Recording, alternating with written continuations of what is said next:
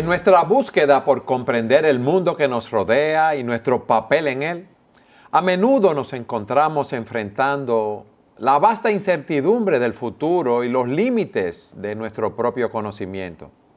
En las Escrituras, especialmente en los libros de Eclesiastés y Proverbios, tenemos una perspectiva esclarecedora de esta incertidumbre acerca del futuro, ya que no podemos prever cada detalle de nuestras vidas, y esto debe llevarnos a vivir por fe, confiando en la providencia y en la soberanía de Dios.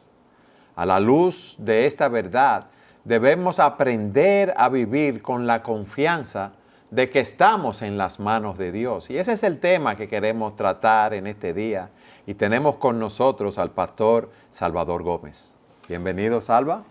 Gracias por el privilegio y la oportunidad de encontrarnos una vez más aquí. El privilegio es nuestro. Desde que tú predicaste acerca de ese tema en las manos de Dios y los testimonios que recibí acerca del mismo, me pareció un tema fundamental y muy esclarecedor para nosotros poder navegar por las incertidumbres de esta vida y más como tú titulaste ese mensaje en las manos de Dios. ¿Qué te motivó a preparar el mensaje o ya yo lo dije en la introducción?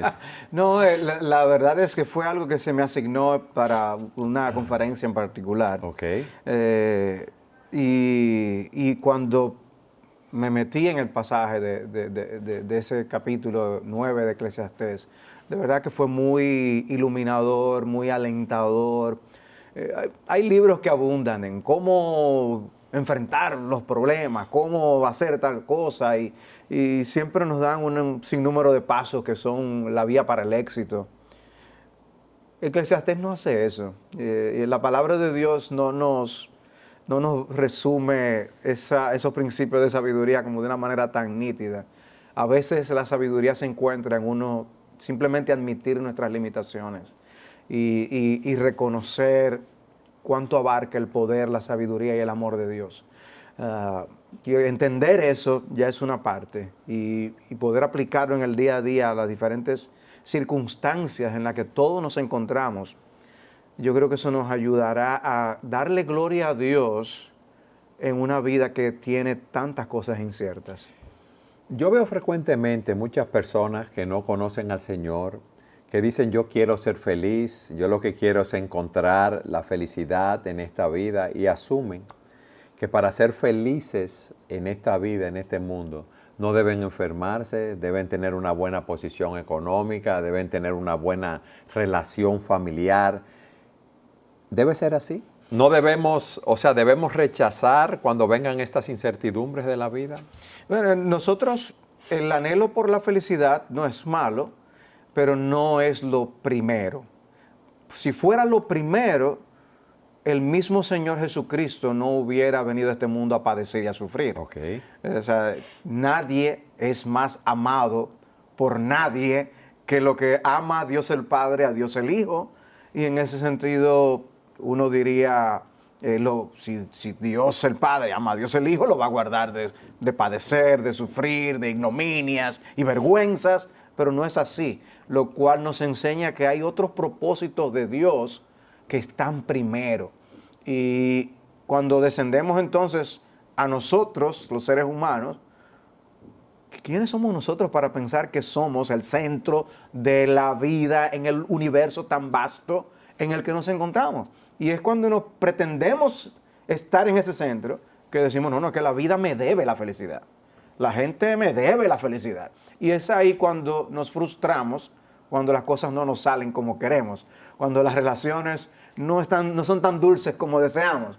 Y entonces ahí vienen los inconvenientes. No, y lo que tratábamos antes de empezar el programa, cómo de repente vamos a un chequeo médico y nos pueden decir, mira, tú tienes un problema del corazón, tú tienes un cáncer en la próstata, tú tienes un cáncer en el estómago, en el páncreas. O sientes un dolorcito y tú dices, uy, cuidado sí, y empezamos a dudar de cosas. Sí, las Escrituras nos enseñan, y lo que tú predicaste también, que vivimos en un mundo donde el pecado nos ha afectado y debemos saber que esas incertidumbres, si podemos llamarlas así, de enfermedades, de quiebras, de problemas relacionales y de toda índole, van a estar siempre presentes. Pero a mí me gustaría empezar, como tú lo trataste en ese mensaje que diste, que tú planteabas en Eclesiastés 9:1 que debemos abrazar las incertidumbres de la vida. O sea,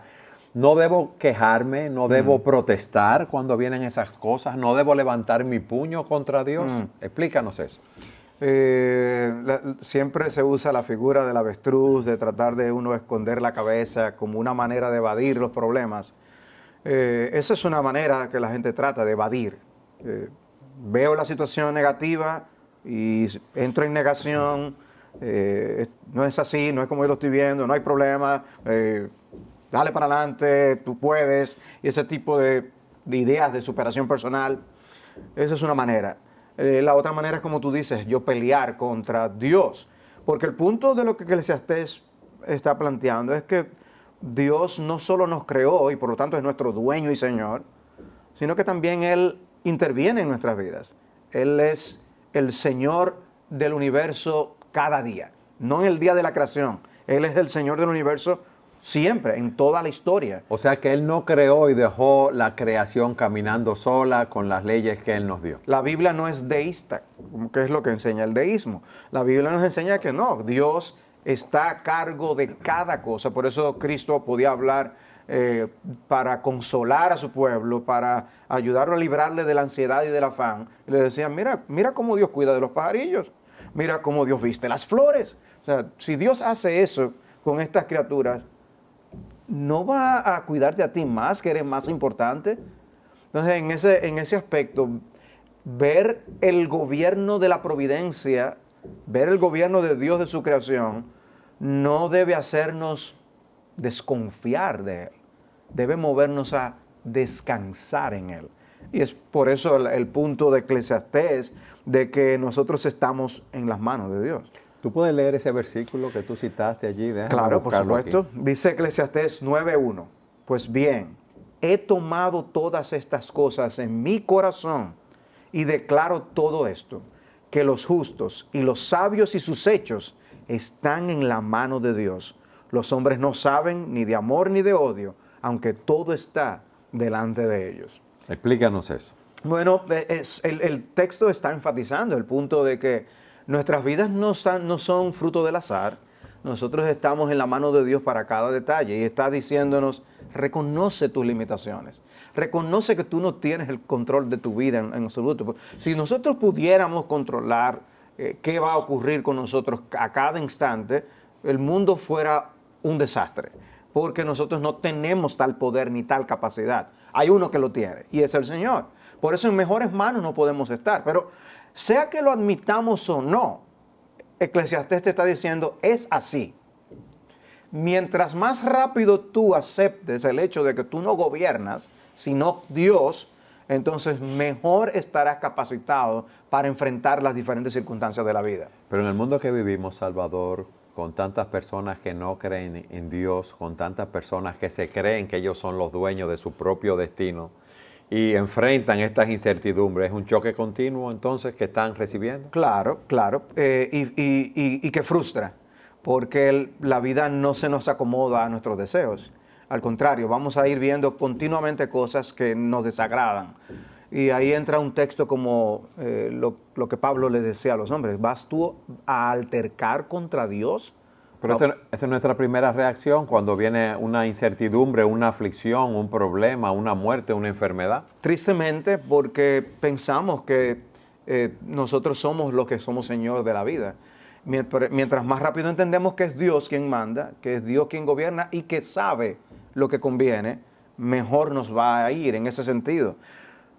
Nosotros conocemos la historia de Elizabeth Elliot y conocemos cómo esta hermana en Cristo fue tan un instrumento de Dios, a pesar de haber perdido a su esposo misionero, siendo tan jóvenes y de la manera como lo perdió. Es bueno que lo expliques, que algunas personas no saben. Bueno, eso fue su esposo, ellos se fueron para las misiones. Su esposo se fue en avión, uno de los primeros de esos misioneros que fue al Ecuador, a encontrarse con una tribu que no había sido alcanzada. Los Aucas. Los Aucas. Y cómo los mataron a todos a ellos, que fueron a llevar el evangelio. Y sin embargo, cómo ella después va con toda su familia en medio de esa misma tribu Auca, y son usados por Dios para la salvación de muchos de ellos. Y luego el resto de su vida, o sea, cómo ella dedicó su vida al Señor y fue una autora muy prolífica y de bendición en sus charlas y demás. Pero ella dijo lo siguiente: estoy convencida de que no hay nada que me pueda pasar en esta vida que no esté precisamente diseñado por un Señor soberano para darme la oportunidad de aprender a conocerlo. Entonces no hay mayor privilegio, como Cristo dice en Juan 17, de nosotros conocer a Dios y tener comunión con Él y con su Hijo Jesucristo. No hay mayor privilegio. Y si Dios nos acerca a Él por medio de las circunstancias aflictivas, si Dios nos acerca a Él por situaciones dolorosas que nos llevan a reflexión y a consideración de realmente quiénes somos y cómo estamos ante Él, entonces estamos desperdiciando la vida. Porque el privilegio más grande es acercarnos a Él. Así es. ¿Cómo hay personas que precisamente conocen de Cristo en una cárcel? Dios usa esa situación para llevarles a reconocer que necesitan de Dios. En el lecho enfermos. En un lecho enfermo, así mismo. Tú planteabas también que hay una realidad. Vamos a estar en esta tierra, vamos a vivir, pero hay un tiempo de nacer y hay un tiempo de morir, y eso nos crea una mayor incertidumbre. El saber que vamos a morir, la forma como vamos a morir y sobre todas las cosas, qué va a pasar después de la muerte. Porque mira, por más dinero que tenga una persona, por más salud, por más destrezas, habilidades y talentos que tenga, hay una realidad, y es que con el paso del tiempo envejecemos y morimos. Puede ser por una aflicción o puede ser por una larga edad. La Biblia dice que los más fuertes llegan 70, 80 años. Ponte que ahora con los avances que tenemos podamos llegar a los 100 años, pero nos vamos a morir de todas formas. ¿Y entonces, Salvador? Esa es parte de la enseñanza que aparece en Eclesiastés 9, ayudándonos a enfrentar, a ver la vida, a lidiar con la vida. Nos muestra la incertidumbre de esas circunstancias que nosotros no podemos manejar, lo que la soberanía de Dios nos tiene. Esa incertidumbre no nos debe alocar. Esa incertidumbre no debe robarnos el deseo de vivir. O sea, el yo desconocer qué la vida tiene para mí no debe robarme eso. Pero Eclesiastés 9 también se mueve a ese aspecto que tú mencionas. Y hay algo muy cierto. Hay cosas inciertas que yo enfrento. No sé lo que yo voy a vivir mañana. Pero hay cosas muy ciertas, y tú dices, la muerte es una de ellas. No sabemos cómo es. Tú hablas, algunos envejecemos y morimos, pero algunos no llegan ni a envejecer. Nosotros no lo sabemos. Sí sabemos que no vamos a durar para siempre aquí, pero de alguna manera la idea de la muerte tratamos de alejarla de nosotros. O sea, aunque sabemos que ocurre, vemos personas morir a nuestro alrededor constantemente, pensamos que no nos toca todavía. O no queremos pensar que nos va a tocar. No queremos pensar, porque algunos sí sufren y son perturbados por el pensamiento de la muerte. Y el punto de Eclesiastés no es decir, no te preocupes por eso. No, vamos a morir. Nos habla con una realidad, dice, ciertamente, como le pasa a los animales, nos pasará a nosotros también. Y es más, lo que le pasa al rico, le pasa al pobre, eso le pasa a todo el mundo. En otras palabras, no hay refugio. No hay refugio humano que podamos diseñar para librarnos de encontrarnos con esa cita. ¿Y por qué Eclesiastés nos habla tan dramáticamente de la muerte? ¿Y por qué la dibuja en esos términos? ¿Por qué? Para enseñarnos a vivir. Pero eso es una paradoja lo que tú estás planteando, entonces. No. Bueno, una paradoja es una aparente contradicción. Sí. No es una contradicción, pero sí es una paradoja en el sentido de que eso que es tan negativo, eso que es algo que corta nuestra vida, debe enseñarnos a apreciar lo que tenemos. Tú mismo has sido uno de mis maestros para hablar acerca del tema del afán y de la ansiedad. Y tú sabes que una de las cosas que nosotros le decimos a las personas, si tú te preocupas de lo que va a venir, te estás ocupando antes de tiempo y te va a quitar las fuerzas para vivir para la gloria de Dios. Entonces, Si tú te que pones a pensar, y si me muero, y si me enfermo, y si estoy en continuamente, eso me va a quitar las fuerzas de vivir para Dios. Entonces, ¿para qué Eclesiastés nos enseña? O para apreciar la vida. Eclesiastés dice, hay bendiciones en esta vida, que si tú no aprecias que la vida es corta, no la vas a disfrutar. Y es lo que yo le digo continuamente a las personas. Si tu vida está tan acelerada y tú estás tan ocupado que tú no tienes tiempo para ver un atardecer, si tú no puedes apreciar lo que hace un pajarillo, si tú no puedes apreciar el canto de las aves, si tú no puedes ver un hermoso atardecer y disfrutarlo, si tú no tienes tiempo para eso, estamos desperdiciando la vida. Bueno, pues las personas van a decir, pero Salvador, mira el mundo donde vivimos, yo me tengo que despertar a las 6 de la mañana, alistar a mis hijos, darles desayuno, vestirlos, llevarlos al colegio, ir a trabajar, ya estar en el trabajo a las 8, trabajar hasta las 5 o 6 de la tarde. Cuando salgo, mira todos los congestionamientos de tránsito o tapones que tenemos, mira el costo de la vida. Vengo llegando a mi casa a las 8 de la noche, cansado para estar con mis hijos. ¿Y tú qué me estás hablando de apreciar esas cosas que, vamos a decir así, muchos consideran pequeñeces? ¿Con qué tiempo yo me voy a dedicar, puede decir alguien, a ir a escuchar a un pajarillo cantar? Entonces ahí entra el punto de las prioridades. Los lamentos de una persona moribunda no son yo debí trabajar más, yo debí invertir mi vida para alegrar más a mi jefe y tenerlo súper contento con la labor que yo tenía. Es más, yo debí llevar esos pesitos más a la mesa porque eso hubiera hecho una... No, los lamentos de una persona moribunda son, yo debí pasar más tiempo con Dios, yo debí leer más su palabra, yo debí tener más comunión con Él en oración, yo debí cultivar mis amistades, yo descuidé algunas amistades y descuidé a algunos familiares. Los lamentos son, yo debí pasar más tiempo con mi hijo, con mi hija. Hubo años que desperdicié, hubo oportunidades que desperdicié. Y el tiempo no se detiene. Y vivo día tras día entonces en todos esos afanes que tú mencionaste, mientras las cosas más importantes se van quedando atrás. Salvador, nosotros como pastores hemos estado muchas veces en el lecho de muerte de muchas personas a través de todos estos años. Y esa es una realidad, lo que hemos escuchado, que nos han dicho. Nadie nos ha dicho, yo tengo tantos millones, yo tengo tal fortuna, yo tengo tantas casas, tantos carros, sino lo mismo que tú has dicho, y muchos añaden que están en paz con Dios, se han recibido al Señor, que van a morir tranquilos, que saben que cuando mueran van a abrir los ojos en la presencia del Señor. Esa es una realidad. Ese sí, y si por eso, si vemos la vida como una vida compuesta de oportunidades, vamos a aprovecharla mejor. Y yo creo que ese es el propósito de un libro como Eclesiastés, llevarnos a decir, veo escenas, y las vemos por doquier, donde se habla de un último beso, un último abrazo. Personas piensan, dicen, me gustaría tener a este tal ser querido para darle un último abrazo, un abrazo más.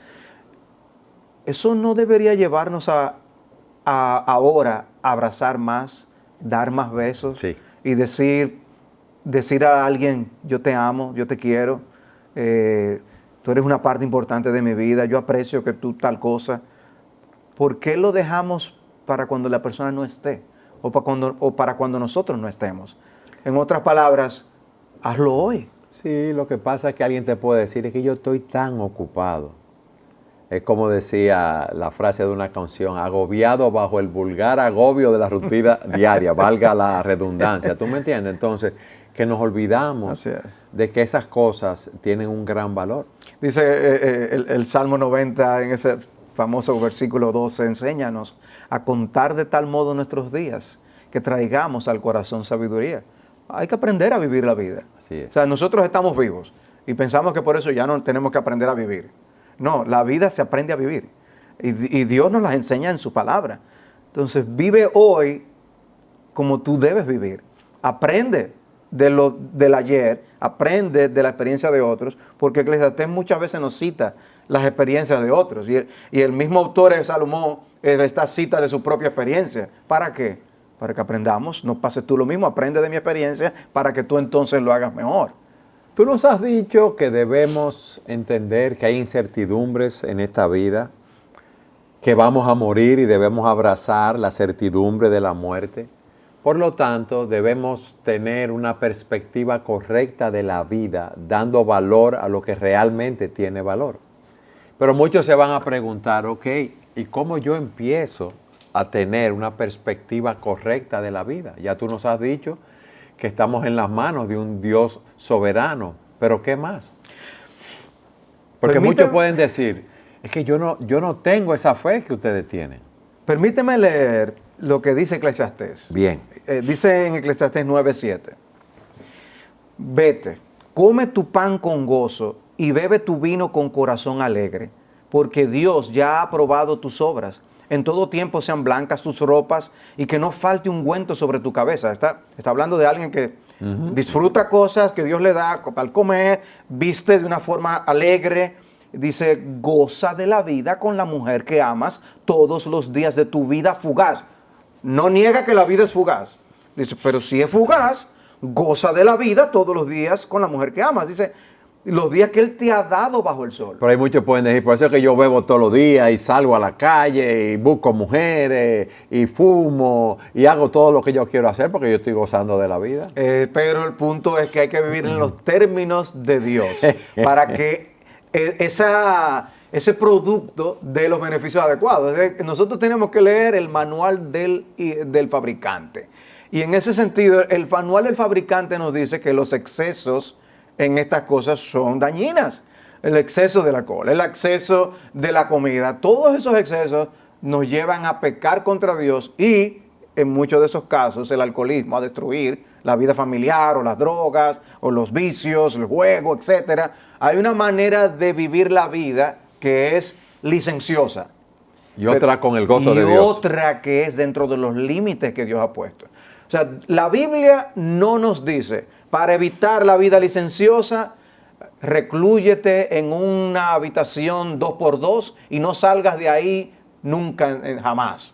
Eso no. La vida es para ser vivida correctamente para la gloria de Dios. Reconociendo las bondades de Dios y disfrutando lo que Dios nos da en esa vida fugaz. Y observa cómo dice, goza de la vida con la mujer que amas todos los días de tu vida fugaz que Él te ha dado. Bajo el sol. Bajo el sol. O sea, goza de la vida con la mujer que tú amas. Aprovecha cada oportunidad. Entonces, no siempre tenemos el mismo vigor, no siempre tenemos la misma fuerza. Las cosas que hacíamos como pareja cuando éramos unos jóvenes no son necesariamente las cosas que ahora podemos hacer, ni con la misma intensidad. Aprovecha las oportunidades. Disfruta con tu mujer, cosas que tú sabes que a lo mejor no vas a tener la misma fuerza después. Goza cada día que Dios te da. Pero ¿qué hace el maligno, Satanás, nuestro enemigo? ¿Qué hacemos nosotros con nuestra necedad e insensatez? Que estropeamos eso. Entonces, en lugar de gozar de la vida, peleamos por cualquier tontería. No, dilapidamos, si podemos decir, nuestra vida, lo que tenemos, en lo que no tiene valor. En vez de gozar la vida con la mujer que amo, buscamos gozarnos la vida con otra mujer. Y entonces, destruimos el matrimonio. Salvador, Entonces, y tú sabes las estadísticas, ¿verdad? De cada 100 parejas que se casan, las estadísticas recientes dicen que 63 se divorcian. Eso es triste. Y uno puede verlo como meros números. El problema es todo el dolor que hay envuelto en esos números. La tristeza para los hijos, para el resto de la familia, para la misma pareja. Y eso es el diablo ganando la batalla. Dios te está diciendo, la verdadera, el matrimonio y las otras facetas de la vida pueden traer un deleite satisfactorio que hacen que la vida fugaz valga la pena. Toma medidas para vivir cada día con intensidad para la gloria de Dios. Dios no quiere que nosotros vivamos vidas tristes. Mira como dice aquí, goza de la vida con la mujer que amas. Él nos ha dado cosas que verdaderamente alegran, traen deleite y gozo al corazón, porque nuestro Dios desea eso. Y Él nos da las cosas, dice, como dice Pablo en 1 Timoteo 6:17, nos da abundantemente todas las cosas para que las disfrutemos. Lo que pasa es que nos pasamos en exceso pensando que esa es la vida, en disfrutar esas cosas. Entonces, nosotros abusamos de sustancias, abusamos de los alimentos y ¿qué ocurre? Entonces, echamos a perder el propósito para el cual Dios nos dio estas cosas, pero Dios nos llamó a disfrutar estas cosas. Y dice, por eso todo lo que tu mano halle para hacer, hazlo según tus fuerzas, porque no hay actividad, ni propósito, ni conocimiento, ni sabiduría en el Seol, a donde tú vas. En otras palabras, una vez más, aprovecha las oportunidades. Tú estás predicando el Evangelio, tú estás compartiendo la palabra de Dios con otros, aprovecha las oportunidades. Tú estás teniendo en cuenta a tus amigos para dedicarles tiempo. ¿Cómo tú cultivas las amistades? ¿O cómo tú creas nuevas amistades? Tus hijos. Los hijos. O sea, ¿cuánto tiempo hace que tú no te sientas con uno de tus hijos y tienen una conversación? ¿O cuánto tiempo hace que tú no haces ese buen gesto con tal o cual persona? ¿Por qué tú estás siempre esperando que los gestos sean hacia ti y no tú hacia ellos? ¿Cuándo? ¿El año que viene? 5 años, la vida se te va. Aprovecha las oportunidades que Dios te da. Hoy es el día para predicar el Evangelio. Hoy es el día para hacer la buena obra. Pero hay algo. Para yo poder predicar el Evangelio, yo debo haber conocido al Señor. Entonces la pregunta es esta. ¿Cómo yo conozco a ese Dios que me permite disfrutar a plenitud esta vida fugaz? El mismo libro de Eclesiastés responde tu pregunta cuando le habla incluso a los jóvenes de acordarse de su Creador. En otras palabras, nosotros nos metemos en la casa de Dios. Este mundo es la casa de Dios. Nos metemos en la casa de Dios, usamos todo lo que Él tiene y ni gracia le damos. En otras palabras, nos beneficiamos de todo lo que Dios nos da sin tomar en cuenta a Dios. Dando las espaldas a Dios. Lo que debemos hacer es reconocer quién es el dador de todas estas cosas que nosotros disfrutamos. Todas esas comidas que tú te has comido, toda la ropa que tú te has puesto, todas las experiencias satisfactorias que tú has vivido, todas las relaciones que Dios te da, todo debe darle gracias a Dios. Y entonces no vivir de espaldas a Él. Y Él nos da instrucciones entonces de cómo tener una buena relación con Él. En su palabra. Y Él nos dice, a través de Cristo, tú me puedes entender y conocer.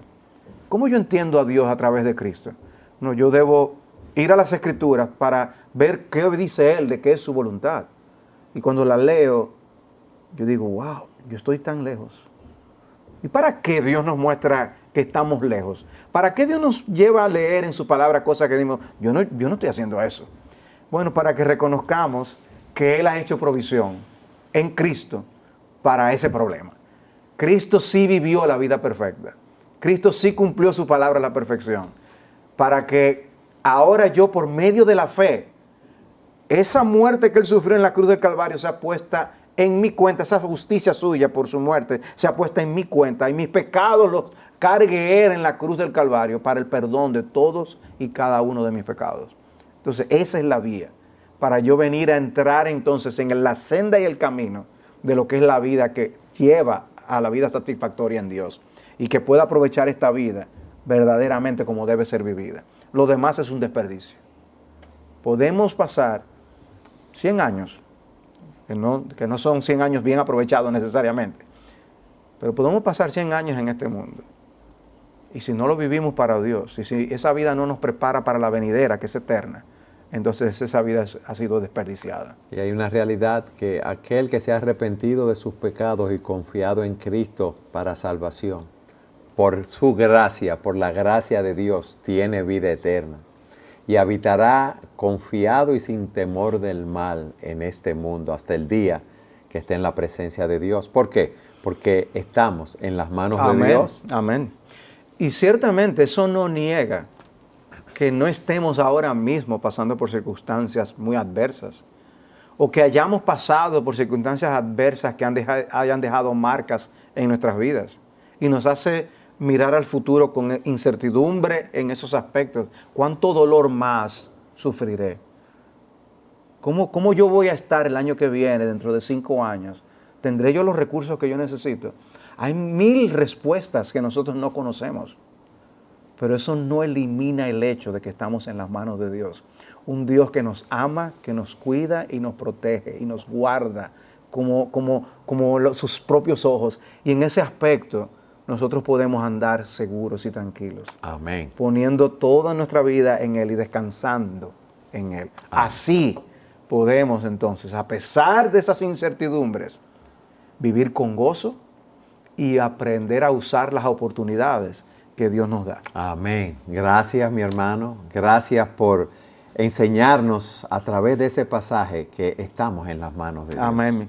Gracias por la oportunidad, Eduardo.